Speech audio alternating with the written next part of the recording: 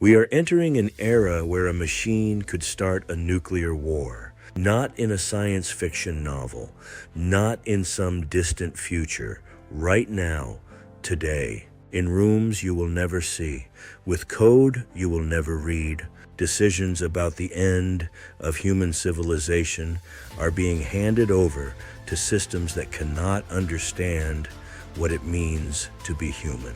This is the moral test of our century, and right now, we are failing it. For the first time in human history, two of the most dangerous technologies ever created are converging: nuclear weapons and autonomous systems. This is not an upgrade. It is not an improvement. It is a transformation. We are moving from a world where humans hold the keys to global destruction to a world where algorithms hold them too. Artificial intelligence is now being integrated into the systems that detect nuclear threats, into the systems that target nuclear weapons, into the systems that decide in seconds whether to retaliate. The decision timeline that once gave a president 15 minutes to think now compresses to 15 seconds. And in those 15 seconds, the algorithm gets a vote. Sometimes the algorithm gets the only vote. Think about that.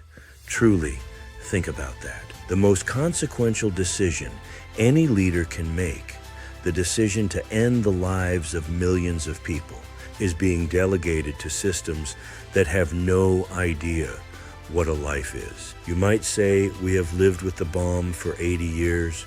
We have managed it. We have survived it. That is true. But here is what is different now. In every nuclear near miss in history, what saved us was a human being, a Soviet officer named Stanislav Petrov, who saw a false alarm on his screen in 1983 and chose not to report it up the chain. A submarine officer named Vasili Arkhipov, who refused to authorize a nuclear torpedo launch during the Cuban Missile Crisis. These men did not follow the algorithm. They followed their conscience. And because of that, you are alive. Your children are alive. The world is still here. Now, we are building systems that remove that pause.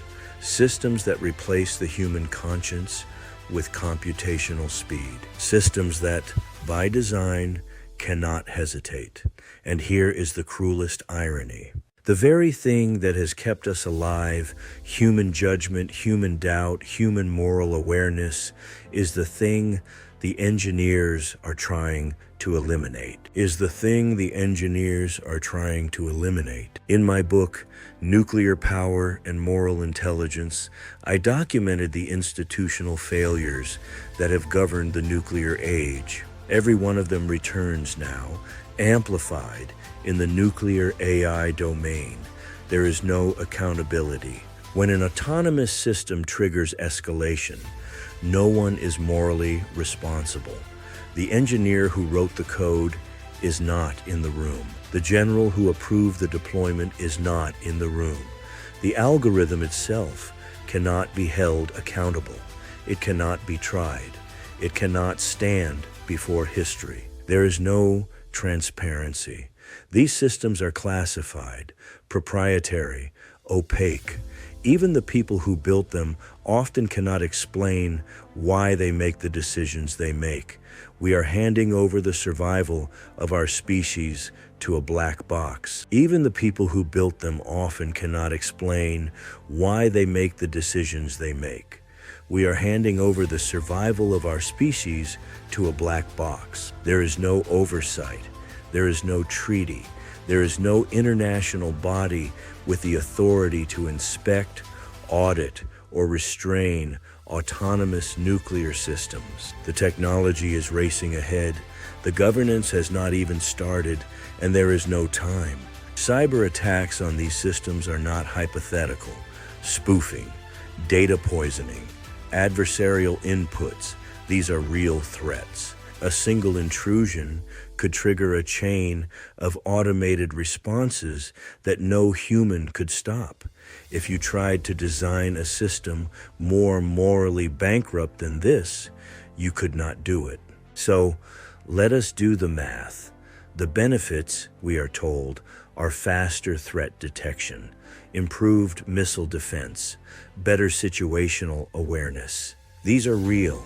I will not deny them, but weigh them against this. The costs are the loss of human judgment in the most consequential decisions ever made, the possibility of algorithmic escalation, the vulnerability of nuclear systems to cyber attack, and the existential risk to every human being alive and every human being who has not yet been born. Multiply a high probability by an infinite consequence. What do you get? Infinite moral risk. Every autonomous nuclear system deployed today creates a moral debt that cannot be repaid. It places a burden on future generations that they did not consent to carry. It is the most profound act of intergenerational injustice in human history, and we are doing it in the name of efficiency. There is a way out, but it requires moral courage, the kind of courage that has been in short supply. First, we need a global ban on autonomous nuclear systems. No artificial intelligence should ever be permitted to control a nuclear weapon, period.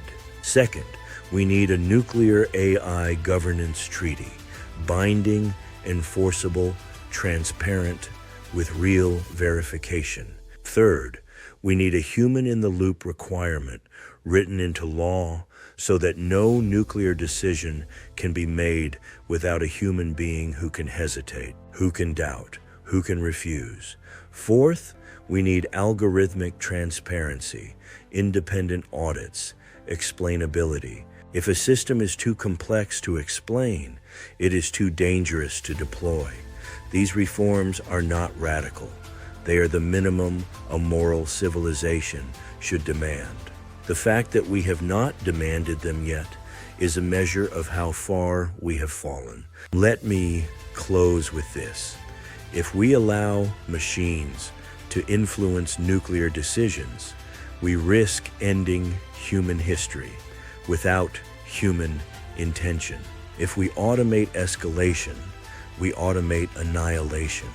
If we merge nuclear weapons with systems that have no moral agency, we create a world where no one is accountable for catastrophe. This is the defining moral test of the 21st century, and right now we are failing it, but it is not too late. It is not too late to choose moral intelligence over acceleration.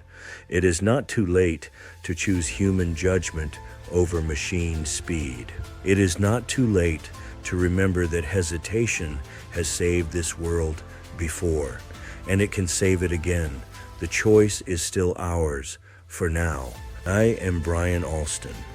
This has been Moral Minority Report number 1.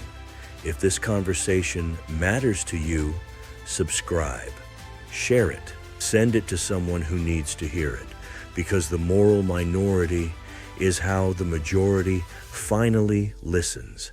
Until next time.